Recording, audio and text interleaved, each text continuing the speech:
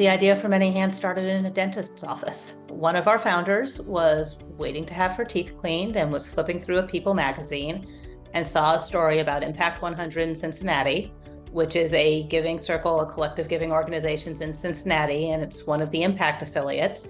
And they were raising $100,000 from the donors to give a grant. And she thought, ooh, this sounds interesting. What if I did this locally? What if we did something local that focused on women? So she grabbed 6 friends, so there were 7 of them, and said, what if between the 7 of us, we found 100 friends and they each give $1,000 and we'll give a $100,000 grant to a local area organization that supports women and children. And the friends said, we're in, let's do it. And so they got together, they formed their articles of incorporation, they started fundraising. It took them about 2 years to get that all together. So I think Many Hands really started in 2002, 2003, but we gave our first grants in 2004. They raised $108,000, and that's how we started. Women and children are one of the most under-recognized and underserved areas of philanthropy. Recent studies have come out, I think only 2% of giving is focused on women and girls. So it's an underserved, it's often an unrecognized area of philanthropy that is very deserving, obviously. We did start as a women's organization. The idea was not just grab 100 friends, but grab 100 women to give back to women. So that was really where kind of the idea started of by women and for women. I think it was a very natural evolution. These women actually knew each other because their children went to kindergarten together. You know, you're there and you know what you're able to provide for and do for your family, and you think, this is great for me, but how do I give to others too? How can we try to make our experience more like an experience for other people? We have some members who have been members since 2004 and just members all the way through. It's broadened out to friends of friends, friends of friends of friends, friends of friends of friends of friends. The word of mouth gets out there, so that's great. We have members who've come to us because they see us on social media or because they hear about us at a gathering they're at of another professional group or another volunteer opportunity. We had one member who joined us because she was volunteering for this great organization called CASA of Prince George's County. And the woman who sat next to her was a longtime Many Hands member, and she heard about us and said, that sounds great, I'm in. We have a couple of members who joined because their mothers were members. So our members are almost all DC area residents, close in Maryland, close in Virginia. They're almost all identify as women, but we do have a few members who are trans or identify as male. So it's not all by women for women anymore at Many Hands. It's for women and children and families, but it is by whoever wants to support that cause. A lot of professional members, lots of lawyers. We're in the DC area. A lot of retired members who have finished their careers and thought, what am I going to do with my time now? And have joined us to put their time and their efforts and their talent towards us. You can do it the way some people do book clubs or even like their wine clubs, which is you invite 3 friends or 4 friends to a little bit of a gathering. You ask them each to bring a friend or 2, and then everybody talks about it, has a conversation about it. A few people join. And in any of those, if you got a dozen people together, all dozen don't need to join, 3 or 4 join, and there you go. And then you keep building organically that way. Another very exciting way a few members have joined is because they were on the boards of our grantees. And the Many Hands members came for site visits, and the board members thought, what's this? Why don't I know about this? How do I join this effort? And we have some of our best and most engaged members came because they were on the board of a grantee receiving a site visit. We did a strategic plan a couple of years ago, and one of the focuses is to diversify our membership.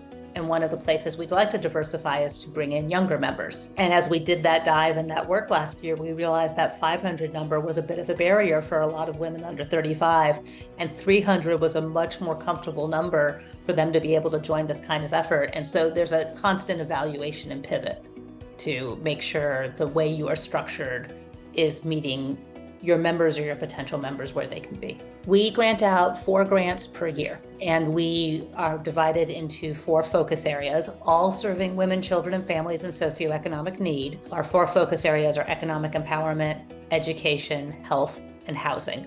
one grantee in each of those focus areas each year. One of them receives our $100,000 impact grant, and it's that same $100,000 grant that was envisioned 20 years ago in the dentist office.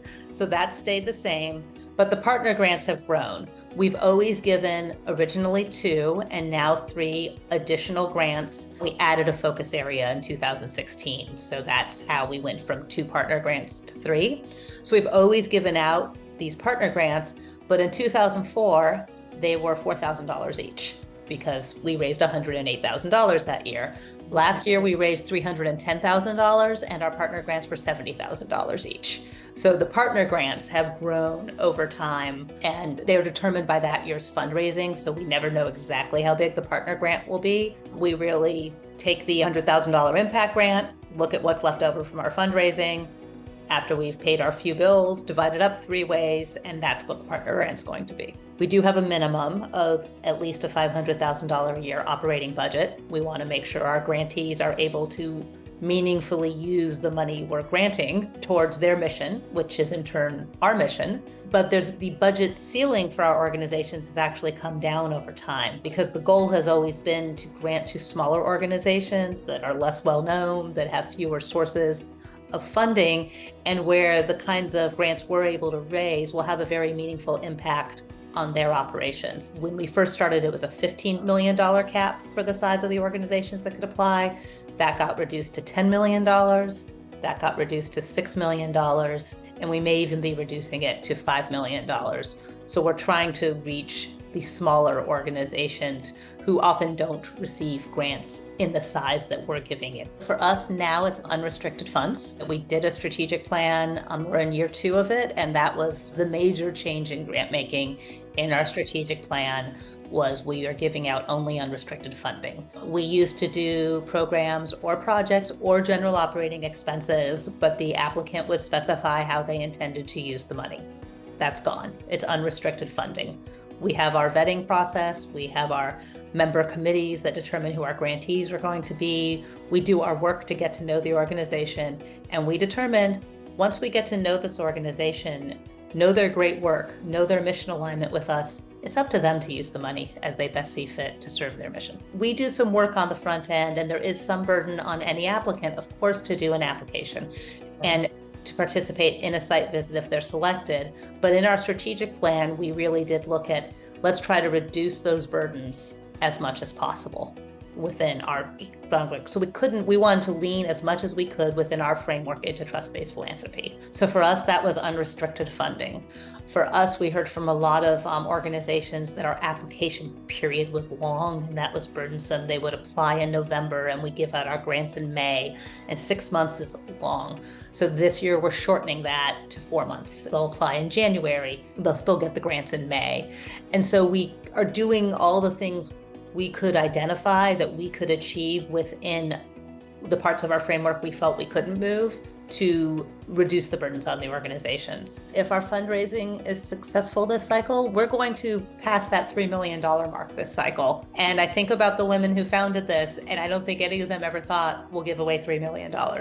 So that's pretty exciting. We're looking forward to kind of executing on our strategic plan, really leaning as much as we can into trust-based philanthropy, into diversifying our membership. We made a choice not to necessarily grow our membership. We didn't set a growth target, but we did set goals for diversification, and hopefully that organically grows the organization. I know a lot of our members would like to come to a day where there are no partner grants and it's $400,000 grants. That would be pretty exciting to be able to do that for 4 organizations a year. But I think really we're looking forward to continuing to learn about our community, be able to serve our community, keep doing the same things we've been doing for the last 20 years. The ability to grant to this community and support this community, we hope and feel we've made an impact, and our grants have been able to make an impact on our grantees. I think it's also made an impact on all of us as members.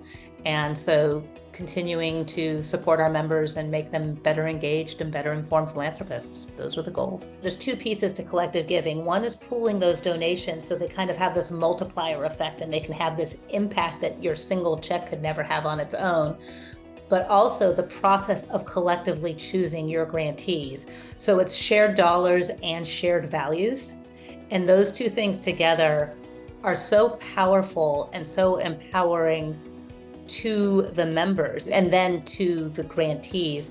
And there's kind of no way to replicate it doing it on your own. I talk about women and children being underserved in philanthropy. They're also underrepresented as philanthropists. And so if you are a woman thinking of doing something like this, do it and bring in other people and other like-minded people. And you will learn, you will thrive, you will be empowered. Last year, we supported 4 great organizations, and my dollars had a little bit to do with that. And then combined, they had such impact. And this year, it's going to be 4 different great organizations. And every year, I write one check to many hands, and it does, with everything else, so much more good multiplied out. And I learn so much more every single year.